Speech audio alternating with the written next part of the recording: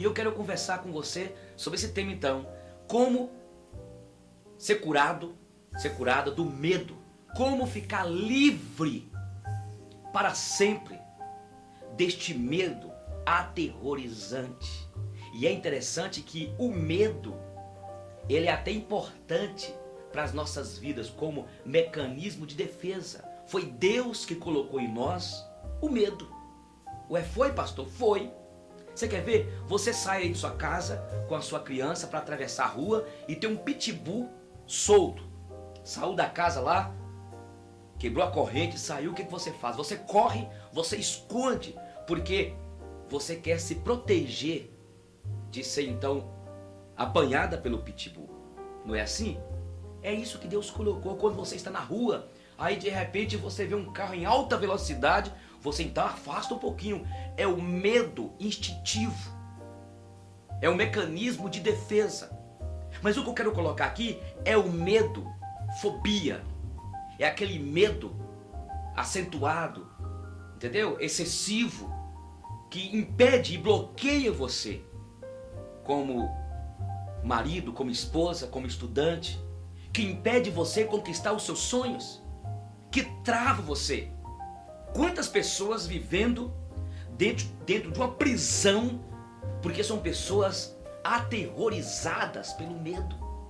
E a Bíblia diz aqui em Romanos capítulo 8, porque o nosso Deus não nos deu um espírito de medo, para vivermos outra vez aterrorizados, mas nos deu um espírito de adoção, no qual podemos clamar Abba, Pai, Papai, Paizinho. Quantas pessoas então que estão totalmente presas, e a fobia, este medo fóbico que eu quero tratar. Eu tinha um medo terrível da noite, da escuridão. É nictofobia, é o medo da escuridão, medo da noite. Existe a claustrofobia, medo de lugares fechados.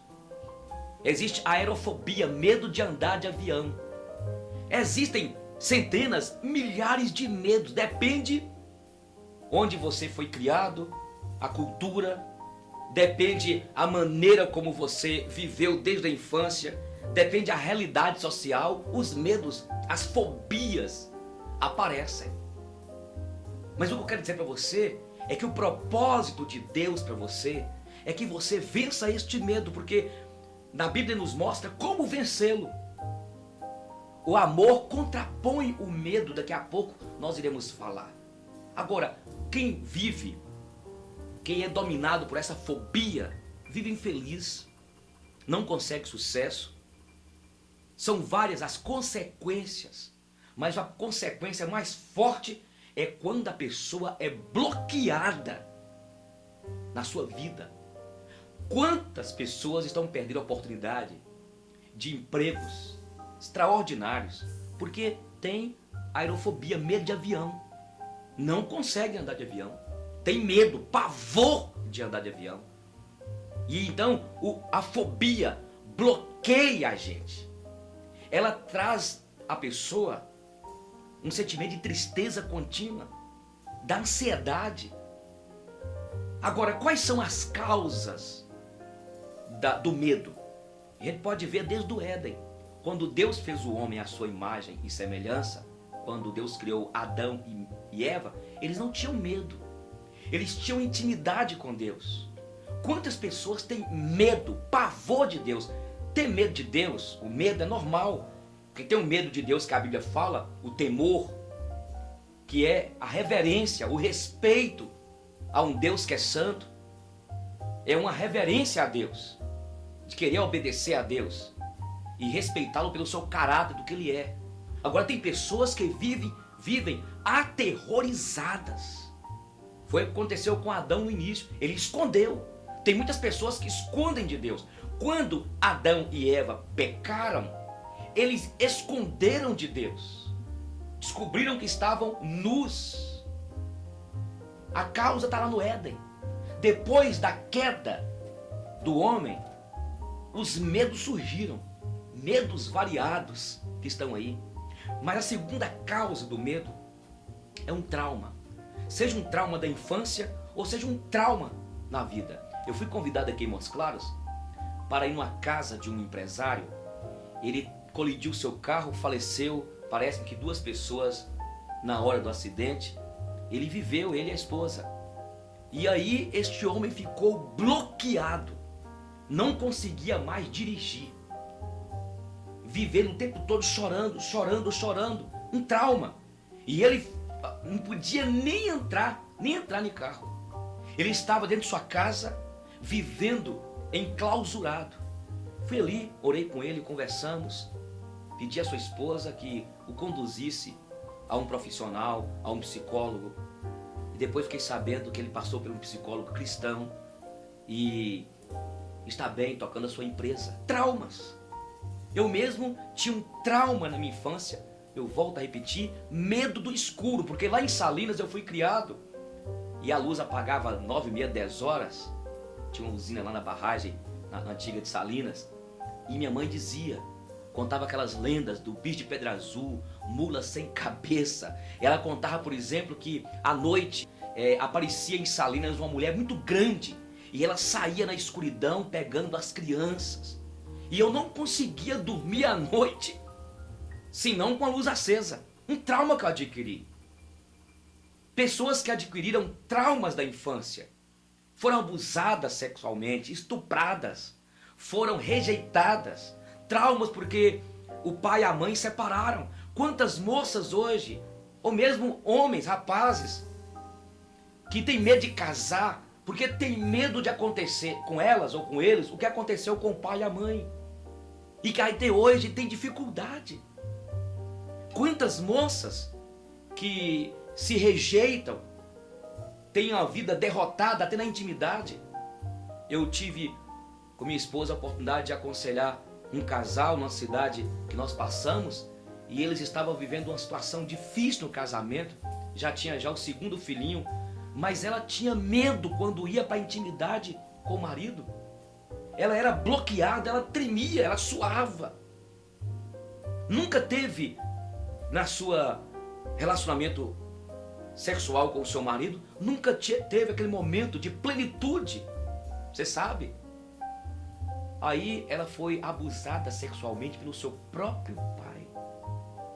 Ela vivia nessa fobia, este medo.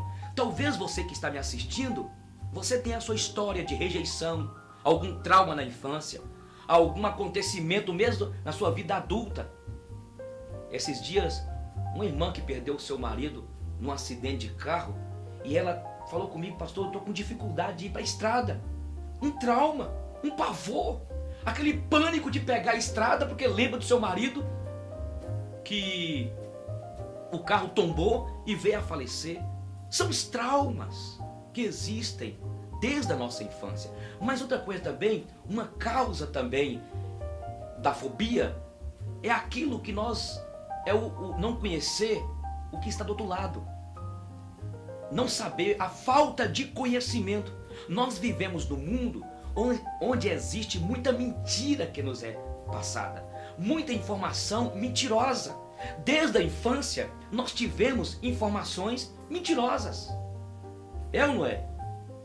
Por exemplo, eu vi um caso de um rei, uma lenda de um rei. Esse rei, quando ele apanhava os prisioneiros, ele não matava no início. Ele levava para a prisão hermeticamente escura.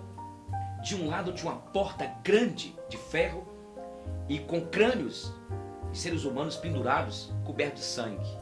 Ele pegava a chave e deixava em cima, e do outro lado tinha uma fresta de uma porta aberta. E ele falava com os prisioneiros que ele colocava ali: vocês podem fugir e arriscarem de serem mortos, ao arriscarem de serem mortos pelos meus flecheiros. Ou vocês podem então atravessar essa porta, aí está a chave, e enfrentar o que está lá. Ninguém nunca passou por aquela porta. A guerra acabou. Um dia um soldado, um prisioneiro que recebeu a bondade do rei, teve uma ousadia de perguntar ao rei: rei, o que sempre tinha, o que tinha do outro lado daquela porta que ninguém passava por ali? O rei falou assim: vamos lá, segura a chave aqui, você mesmo abra e veja. E quando aquele prisioneiro ia abrir a porta, entrava por aquela fresta da porta, os raios do sol iluminavam aquela prisão, até que ela abriu toda e lá estava uma campina aberta. A liberdade. O rei falou com ele assim: eu dava para eles o poder da escolha, de escolherem a vida, a liberdade ou escolherem serem mortos. Mas todos eles escolheram a morte. Isso acontece conosco. Muitas vezes escolhemos a morte, escolhemos a derrota, fracassamos, porque nós temos um medo e a causa é, nós não sabemos do que está por outro lado. O rei dizia, vocês vão enfrentar o que está do outro lado. Poderia ter do outro lado dragão, um abismo, um exército, sei lá, o que tinha do outro lado. Assim acontece conosco. Tem muitas informações mentirosas, muitas calúnias, muitas mentiras. Talvez até você, moça, tudo que seu pai já falou de sua mãe, talvez é mentira dele, porque ele mentiu para você o tempo todo. Talvez a sua mãe sempre mentiu para você. Por isso nós temos que ter cuidado hoje da gente ouvir e averiguar se é verdade. Nós vivemos num mundo assim e não conseguimos conquistar e chegar, abrir a porta e chegar do outro lado, porque nós não sabemos o que está do outro lado. Então esta é a causa. A causa é por não saber o desconhecido, por não compreendermos o que está lá. Mas existe outra causa do medo, o sentimento de culpa.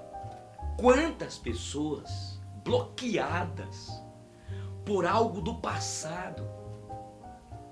Talvez é aquela mulher que adulterou no passado, que até hoje o marido acusa, os filhos acusam-na. Até mesmo os carcereiros do inferno, espíritos opressores que acusam você. Talvez é você, moça, que talvez se entregou sexualmente. Você cometeu erros terríveis.